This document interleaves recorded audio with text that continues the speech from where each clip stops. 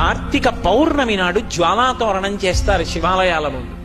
జ్వాలాతోరణము అంటే ఇలా ఓ కర్ర కట్టి పైన ఒక కర్ర కడతారు. మీ అందరూ జ్వాలాతోరణం చూసిన వారే, ఏదో నేను చెప్పాలని చెప్పడం తప్ప. దానికి ఆవిరి గడ్డి తీసుకొచ్చి కడతారు, దాని మీద నెయ్యి పోసి వెలిగిస్తారు. వెలిగించి ఆ మంట అంటుకోవడం ప్రారంభం అవగానే పల్లకీలో పార్వతీ పరమేశ్వరుల యొక్క ఉత్సవమూర్తులను ఉంచుకుని ఆ మంట కింద నుంచి 3 మార్లు వెళ్ళొచ్చేస్తారు. ఎందుకు అలా వెడతారు జ్వాలాతోరణం కిందటి? పాపము చేసి శరీరాన్ని విడిచిపెడితే ఆ జ్వాలలతో కూడుకున్నటువంటి తోరణములోంచి యమసదనంలోకి వెడతాడు.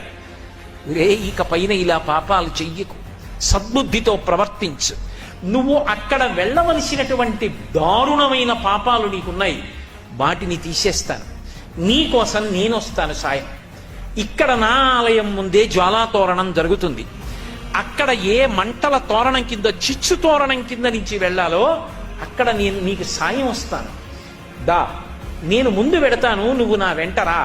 ఇక్కడే జ్వాలాతోరణం కింద నుంచి వెళ్ళొచ్చావు కనుక ఇక అక్కడ వెళ్ళవలసిన అవసరం తీసేశాను కదా అని మళ్ళీ వచ్చే ఏడాది కూడా వద్దామని పాపాలు మొదలుపెట్టకు.